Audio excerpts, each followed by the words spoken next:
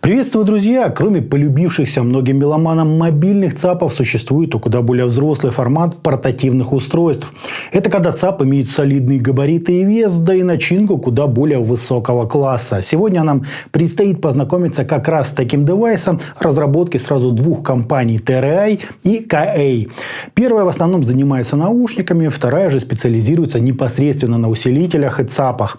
По начинке нам определили аккумулятор на 5000 мАч с поддержкой быстрой зарядки, 1250 мВт мощности на 32 Ома нагрузки, два современных конвертера ESS и ES9038Q2M и усилительная часть на двух чипах OPPO 2132 и двух TPA 6120A2.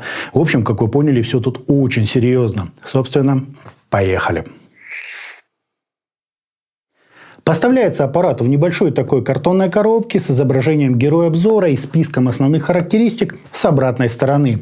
В комплект нам положили, конечно же, небольшую инструкцию по эксплуатации, тряпочку для очистки фронтальной поверхности устройства, два кольца для фиксации ЦАПа к источнику сигнала, переходник с Type-C на Lightning, короткий такой вот соединительный Type-C кабель к смартфону или же планшету и уже более длинный USB на Type-C для подключения девайса к компьютеру, ну или же, например, к телевизионной приставке. Корпус у ЦАПа, на мой взгляд, просто гигантский и достаточно тяжелый. Сразу понимаешь, что это вещь. Вся передняя часть тут стеклянная. Из важного имеем позолоченный регулятор уровня. Он же включает и отключает устройство. И 5 светодиодов, говорящих о разрешении активного сигнала. 3 из них отвечают за PCM, а 2 последних за DSD. Не скажу, что это прям сверхважная, но весьма полезная информация. Все остальные же части корпуса полностью выполнены здесь из металла. На верхнем торце находим индикатор работы, он же говорит о низком заряде батареи, и 3 выхода: классический джек на 3,5 мм и 2 балансных 2,5 и 4,4 мм пентакон. То есть все, что вообще может только понадобиться. При этом максимальной выходной мощности здесь достаточно почти для любых, даже очень тугих полноразмерных наушников и составляет 1250 мВт на 32 Ома нагрузки. Производитель рекомендует к ЦАПу наушники от 8 до 600 Ом включительно. Последний светодиод производитель разместил на нижнем торце корпуса, и отвечает он за зарядку. Здесь же у нас отдельно Type-C порт питания и еще один Type-C порт для подключения к источнику цифрового сигнала, будь то смартфон, плеер, компьютер, приставка или что угодно еще. Естественно, аппарат умеет играть и одновременно заряжаться. Ну и чтобы не ставить такой кирпич на ночь, производитель озаботился оснастить его поддержкой беспроводной зарядки Quick Charge 3.0 и Power Delivery, что, конечно же, просто сверхудобно.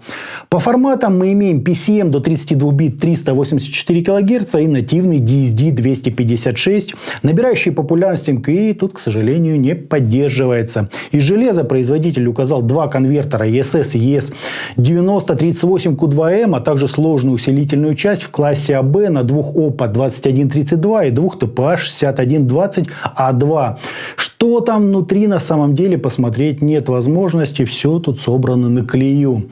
По факту в паузах я слышу абсолютную тишину, какого-то значительного нагрева ни разу не заметил. Громкости, как вы, наверное, догадываетесь, тут просто гигантское количество, а батареи хватает примерно на 9 часов работы на небалансном выходе. С баланса чуток пониже. Но все еще зависит от выбранного вами уровня громкости. Переключение гейна здесь также присутствует и происходит автоматически по достижению 60% уровня сигнала. Под Windows 10 аппарат подхватывается автоматически, готовый к работе посредством WhatsApp. Для более ранних версий операционной системы и поддержки интерфейса ASIO производителям предусмотрены соответствующие драйверы. Удивительно, но получить их можно, друзья, только лишь отсканировав QR-код из инструкции. На официальном сайте ссылку на них я не нашел. Однако это все тот же 32-битный движок от Bravo HD. Все с ним, конечно, замечательно, но лично мне он не нравится. Впрочем, если нужно, все есть и прекрасно работает. Под Android и iOS ЦАП работает на всех приложениях и стриминговых сервисах, в том числе и посредством популярного нынче BitPerfect режима с аппаратной регулировкой уровня сигнала. Все измерения проводил в разрешении 24 бита 96 кГц с балансного выхода на ACP UNDA. Суммарно тестер выдал все значения в положении отлично, за исключением гармонических искажений. АЧХ здесь просто прекрасная. Шумовая полка составляет минус 140 дБ, хороший динамический диапазон, а гармонические и интермодуляционные искажения ниже уровня минус 110 дБ, что просто прекрасно. Однако алгоритмы программы рассчитали почему-то минус 88,6 дБ.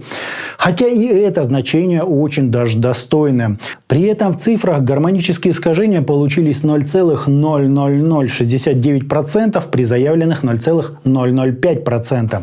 Затем я провел еще несколько тестов с более низким уровнем сигнала, из-за чего заметно улучшились значения шума и динамического диапазона, а вот искажения увеличились до 0,00225%. Хотя в любом случае получилось намного лучше того, что написано в характеристиках устройства.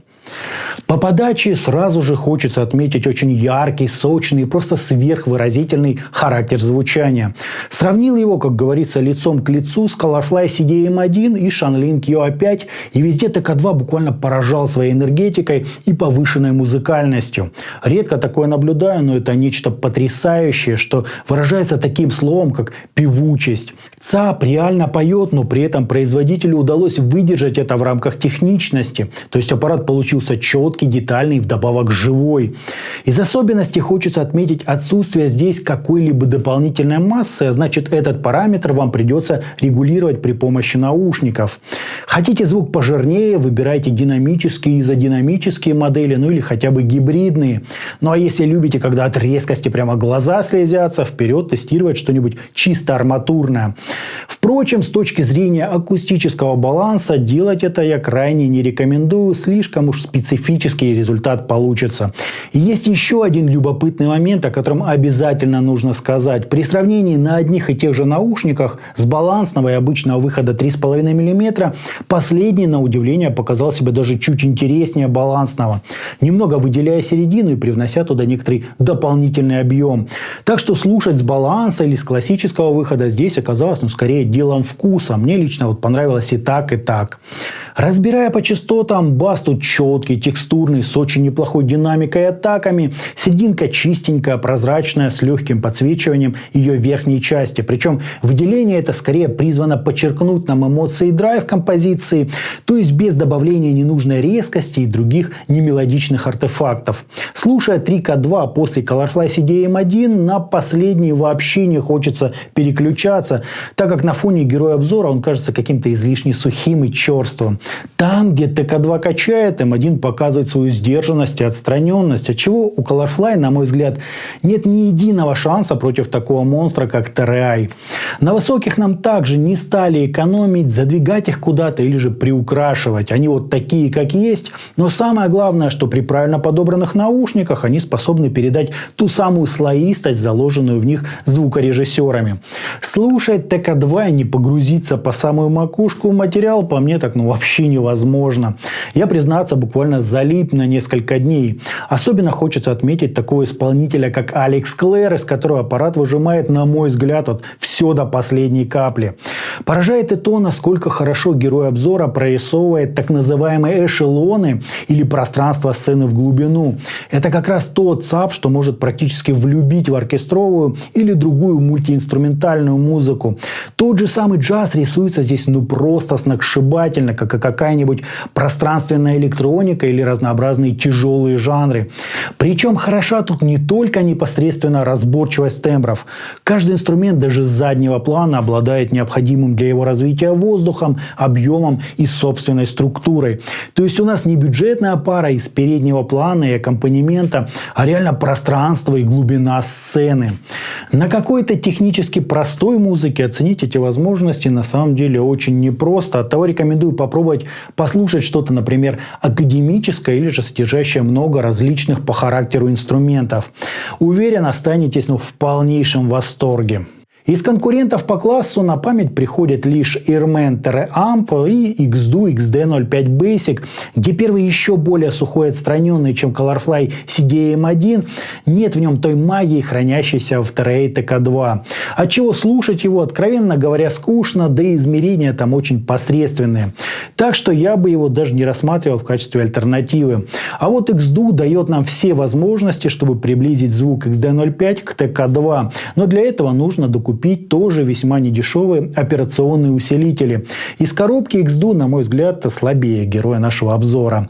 Хотя даже с описанными модификациями лучшее, что можно выжать из XD05 Basic, будет где-то рядом с Terra TK2. Да и по мощности последний намного предпочтительнее. Из всего этого легко сделать вывод, что несмотря на то, что это первый совместный продукт компании Terra и KA, у них реально получилось сделать не только конкурентоспособный девайс, но и даже оставить их всех позади. Настолько эффектно и чисто из коробки практически ничего не играет. А вот Terra смогли. Я остаюсь, друзья, от него в полнейшем восторге. Итогом, портативный ЦАП Terra TK2 прекрасен тем, что в действительности является представителем реально взрослого, практически стационарного устройства с понятным интерфейсом, удобным регулятором уровня, богатой комплектацией, включающей в себя как кольца для организации бутербродов, так и, например, переходник для айфона. Даже тряпочку для передней поверхности не забыли положить. Выглядит все это богато, качество сборки просто фантастическое, да и звучит аппарат так, что все остальное из коллекции хочется сразу убрать в шкаф. Сочно, мелодично, при этом подробно и прозрачно, с отработкой даже самых дальних планов и высокой четкостью при прорисовке тембров. Лично мне здесь хотелось бы побольше собственной массы, но этот вопрос на раз решается подбором соответствующих наушников. А так звучит ЦАП очень завлекающе, с ярко выраженной эмоциональностью и экспрессией. Залипнуть с ним на какую-нибудь дискографию можно на раз. Я буквально проглатывал целиком многочасовые концерты любимых исполнителей. Очень достойный по звуку девайс, но со своими особенностями, в числе которых довольно существенные габариты и вес. Это портативный ЦАП со всеми вытекающими из того следствиями. То есть крутейший звук, просто безумная выходная мощность и практически стационарная начинка. На мой взгляд, то, что надо. А на этом у меня все. Это был портативный ЦАП Terra TK2. Всем добра, всем пока-пока. Подписывайтесь на канал и оставляйте свои комментарии под данным роликом.